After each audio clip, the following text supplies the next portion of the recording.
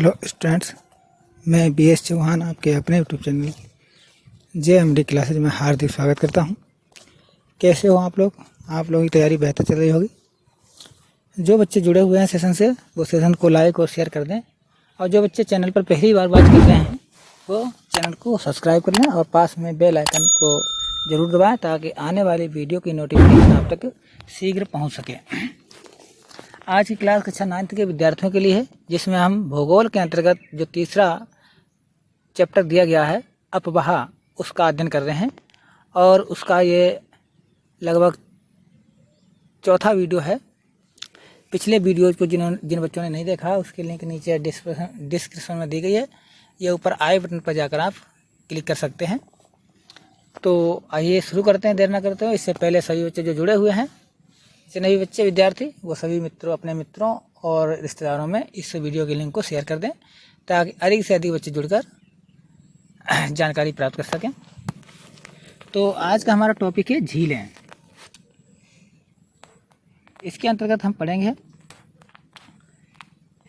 झील, कौन कौन सी झीलें हैं भारत में, मुख्य रूप से कौन कौन सी झीलें पाई जाती हैं।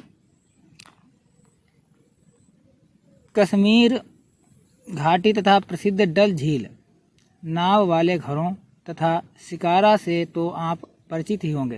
यानी कश्मीर की घाटी में जो प्रसिद्ध झील है, जिसको हम डल झील कहते हैं, और नाव वाले घर, इनमें जो नावें होती झीलों में, इनमें घर बने होते हैं नाव में, तथा शिकारा से आप परिचित ही होंगे, जो प्रत्येक वर्ष हजारों पर्यटकों को आकर्षित करते हैं। इसी प्रकार आप अन्य झील वाले स्थानों पर भी गए होंगे जहाँ तथा वहाँ नौकायान, तैराकी तथा अन्य जलीय खेलों का आनंद आपने प्राप्त किया होगा।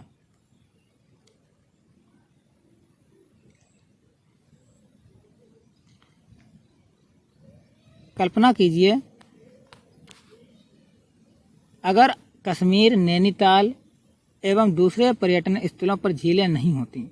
मान लीजिए कुछ समय के लिए, मान लीजिए अगर कश्मीर में, नैनीताल में या इसके अलावा जो भी अन्य पर्यटन स्थल है जहाँ पर लोग घूमने जाते हैं, छुट्टियाँ व्यतीत करने जाते हैं ग्रीष्म अवकाश में, तो वहाँ पर अगर झीलें नहीं होती तब क्या वे उतना ही आकर्षित करते जितना कि आज कर रहे हैं। यानी वो स्थान आज उतना आकर्षित नहीं करते जितना कि कर रहे हैं। क्या आपने कभी यह जानने की कोशिश की है कि इन पर्यटकों को आकर्षित करने के लिए किसी स्थान पर झीलों का क्या महत्व है? पर्यटकों के आकर्षण के अतिरिक्त मानव के लिए अन्य कारणों से भी झीलों का अत्यधिक महत्व है। पृथ्वी की सतह के गर्त वाले भागों में, जो पृथ्वी की सतह है, ठीक है, मान लीजिए ये पृथ्वी की सतह है, और पृथ्वी की सतह के गर्त माने होता है गड्ढे वाले भागों में जहाँ जल जमा हो जाता है उसे झील कहते हैं। ठीक है, तो पृथ्वी की सतह के गर्त वाले भागों में जहाँ जल जमा हो जाता है उसे झील कहते हैं। मान ये पृथ्वी है और यहाँ पर ये गड्ढा बना हुआ है, इसमें जो जल भरा हुआ है इसी को हम झील कहेंगे। ठीक है, एक तालाब में भी जल भरा होता है लेकिन उसे हम झील नहीं कहते हैं। जो ताज़ा पानी होता है उसको ही हम ताज़े पानी से भरी हुई जल को ही हम झील कहते हैं। और आगे नीचे लिखा हुआ है कि बड़े आकार वाली झीलों को समुद्र कहा जाता है। जो बड़े आकार की झीलें होती हैं जिन्हें हम सी या समुद्र कहते हैं, जैसे कैस्पियन सागर, मृत सागर, अरल सागर, ये बड़े आकार वाली झीलें हैं जिन्हें हम समुद्र कहते हैं। भारत में भी बहुत सी झीलें हैं, ये एक दूसरे से आकार तथा लक्षणों में भिन्न प्रकार की हैं। अधिकतर झीलें स्थायी हैं। कुछ झीलें कैसी हैं? स्थायी हैं, जो सदैव बनी रहती हैं, और कुछ में केवल वर्षा ऋतु में ही पानी होता है, जैसे अंतर्देशीय अफवाह वाले अर्ध शुष्क क्षेत्रों की द्रोणी वाली झीलें। यहाँ कुछ झीलें ऐसी हैं जिनका निर्माण हिमानियों और बर्फ की चादर की क्रिया के द्वारा हुआ है, जबकि अन्य झीलों का निर्माण वायु, नदियों और मानवीय क्रियाकलापों के कारण हुआ है। एक विसर्प नदी बाढ़ वाले क्षेत्रों में कटकर गोखुर झील का निर्माण करती है। एक विसर्प नदी जो है बाढ़ वाले क्षेत्रों में कटकर गोखुर झील का निर्माण करती है। स्पीड तथा वार यानी रोधिका तटीय क्षेत्रों में लेगून का निर्माण करते हैं, जैसे चिल्का झील, पुलिकर झील और कोलेरू झील। ये इस तरह के झील लेगून झील के उदाहरण हैं। अंतर्देशीय भागों, जिसमें देखिए बच्चों यहाँ पर एक झील का दृश्य दिया गया है। ये लोकटक झील है जो कि मणिपुर में पाई जाती है। इस झील का आप दृश्य देख सकते हैं, कितना मनोरम और आकर्षक दृश्य है।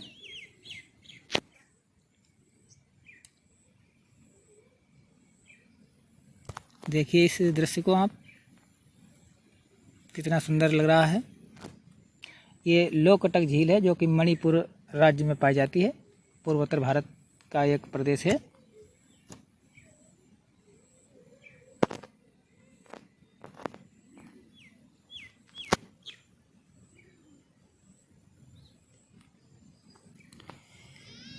वाली झीलें कभी कभी मौसमी होती हैं। उदाहरण के लिए राजस्थान की साबर झील जो एक लवणीय झील है।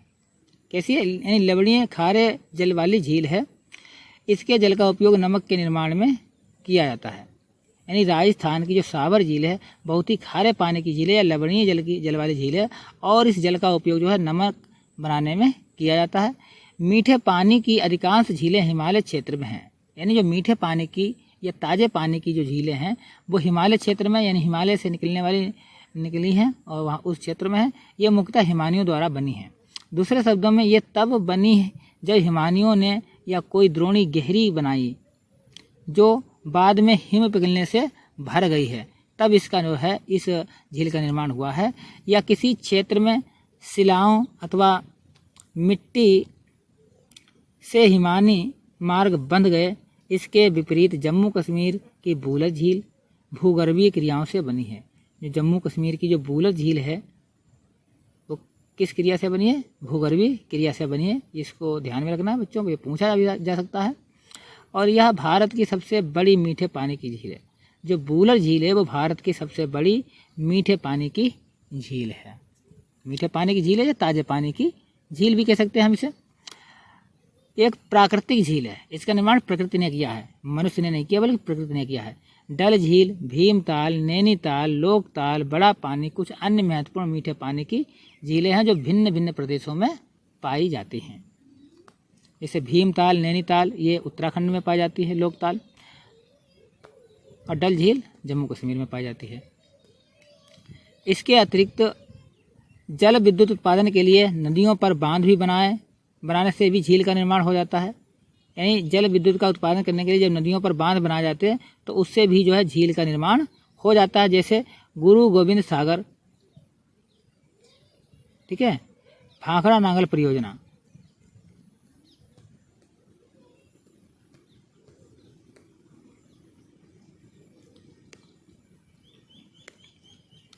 झीलें मानव के लिए अत्यधिक लाभदायक होती हैं। जो झीलें होती हैं वो मनुष्य के लिए अत्यधिक लाभदायक होती हैं।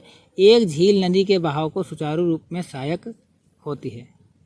एक जो झील है वो नदी के बहाव को सुचारू बनाने में सहायक होती है। अत्यधिक वर्षा के समय यह बाढ़ को रोकती है। जब अत्यधिक वर्षा होती है तो यही झीलें जो है बाढ़ के पानी को रोकती है तथा सूखे के मौसम में पानी के बहाव को संतुलित करने में सहायता या मदद करती हैं। झीलों का प्रयोग जल विद्युत उत्पन्न करने में भी किया जा सकता है। ये आसपास के क्षेत्रों की जलवायु को सामान्य बनाती हैं और जलीय पारितंत्र को संतुलित रखती है, और झीलों का जो प्राकृतिक सुंदरता और पर्यटन को बढ़ाती हैं तथा हमें मनोरंजन भी प्रदान करती हैं। ये तो हो गया झील। और जो नदियां हैं उन नदियों का, जो भी भारतवर्ष में नदियां, उनका अर्थव्यवस्था में क्या महत्व है। यानी आर्थिक दृष्टिकोण से नदियां किस तरह से हमारे लिए उपयोगी हैं, महत्वपूर्ण हैं और आवश्यक हैं। संपूर्ण मानव इतिहास में नदियों का अत्यधिक महत्व है। आपने देखा है मानव सभ्यता का विकास नदियों के किनारे हुआ है। इसमें हड़प्पा की सभ्यता, मोहनजोदड़ो की सभ्यता, मेसोपोटामिया की सभ्यता, चीन की सभ्यता, ठीक है, आज जितनी भी सभ्यताएं हुई हैं वो सभी नदियों के किनारे ही विकसित हुई हैं। जितनी भी सभ्यताएं हैं वो सभी नदियों के किनारे ही विकसित हुई हैं। तो इसलिए नदियों का जो है मानव जीवन में या मानव इतिहास में बहुत ही महत्वपूर्ण स्थान है। और नदियों का जल मूल प्राकृतिक संसाधन है। नदियों का जो जल है वो मूल प्राकृतिक संसाधन है, पूर्ण रूप से जो है प्रकृति के द्वारा प्रदत्त है।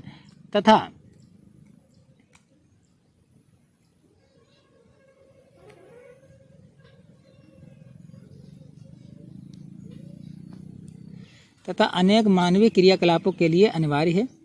यही कारण है कि नदियों के तट ने प्राचीन काल से ही आदिवासियों को अपनी ओर आकर्षित किया है और ये गांव अब बड़े शहरों में परिवर्तित हो चुके हैं। अपने राज्य के उन शहरों की एक सूची तैयार कीजिए जो नदी के किनारे स्थित हैं। तो आप अपने राज्य के उन शहरों की सूची बनाइए जो नदी के किनारे स्थित है। आपने देखा होगा लखनऊ गोमती नदी के किनारे स्थित है। हमारे उत्तर प्रदेश राज्य की बात करें, आगरा यमुना नदी के किनारे है, मथुरा यमुना नदी के किनारे है, कानपुर गंगा नदी के किनारे है, फर्रुखाबाद गंगा नदी के किनारे है। आदि ऐसे राज्य हैं, शहर हैं हमारे प्रदेश में जो नदियों के किनारे स्थित हैं। किंतु भारत जैसे देश के लिए जहाँ की अधिकांश जनसंख्या जीविका के लिए कृषि पर निर्भर है, वहाँ सिंचाई, नौ संचालन, जल विद्युत निर्माण में नदियों का बहुत ही अधिक महत्व है। तो इस दृष्टिकोण से जो है राष्ट्रीय नदी संरक्षण योजना लागू की गई थी। आइए जानते हैं इसके बारे में। राष्ट्रीय नदी योजना संरक्षण योजना किस वर्ष लागू की गई थी और ये क्या है।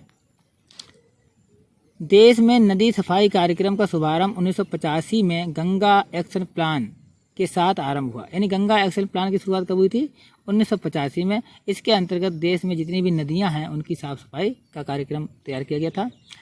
वर्ष 1995 में राष्ट्रीय नदी संरक्षण योजना के तहत अन्य नदियों को जोड़ने के लिए गंगा कार्य योजना का विस्तार किया गया। नदियां देश में जल का प्रमुख स्रोत हैं। NRCP का उद्देश्य नदियों के जल में प्रदूषण को कम करके जल की गुणवत्ता में सुधार करना है।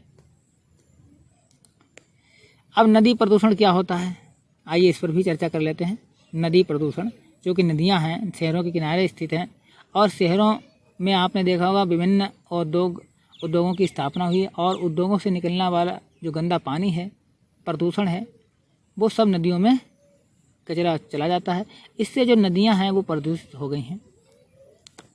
नदी जल की घरेलू, औद्योगिक तथा कृषि में बढ़ती मांग के कारण इसकी गुणवत्ता प्रभावित हुई है। इसके परिणामस्वरूप नदियों से अधिक जल की निकासी होती है तथा उनका आयतन घटता जाता है। दूसरी ओर उद्योगों का प्रदूषण तथा अपरिष्कृत कचरे नदी में मिलते रहते हैं या गिरते रहते हैं। यह केवल जल की गुणवत्ता को ही समाप्त नहीं करता बल्कि नदी के स्वतः स्वच्छीकरण की क्षमता को भी प्रभावित करता है। उदाहरण के लिए एक समुचित जल प्रवाह में गंगा का जल लगभग 20 किलोमीटर क्षेत्र में फैले बड़े शहर की गंदगी को तनु करके समाहित कर सकता है, लेकिन लगातार बढ़ते औद्योगिकरण एवं शहरीकरण के कारण ऐसा संभव नहीं हो पाया है तथा अनेक नदियों में प्रदूषण का स्तर लगातार बढ़ता जा रहा है।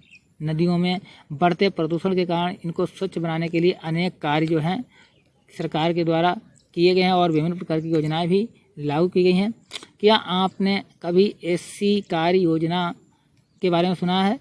नदी के प्रदूषित जल से हमारा स्वास्थ्य किस प्रकार प्रभावित होता है? बिना स्वच्छ जल का मानव जीवन, इस विषय पर विचार करें तथा अपनी कक्षा में एक वाद विवाद प्रतियोगिता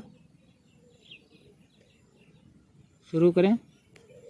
तो ये था आज का टॉपिक, जिसमें हमने झीलों के बारे में पढ़ा और नदियों के महत्व के बारे में पढ़ा और नदियों में जो प्रदूषण हो रहा है उसको कैसे समाप्त करें इसके बारे में पढ़ा।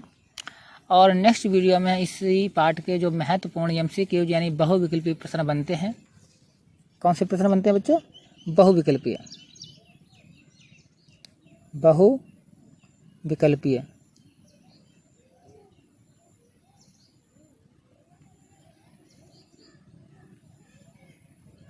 जो बहुविकल्पीय प्रश्न बनते हैं वो हम नेक्स्ट वीडियो में डिस्कस करेंगे। इसीलिए सभी बच्चे अपनी राय कमेंट बॉक्स में दें। वीडियो कैसा लगा है और जल्द ही मिलते हैं नेक्स्ट वीडियो में। तब तक के लिए धन्यवाद।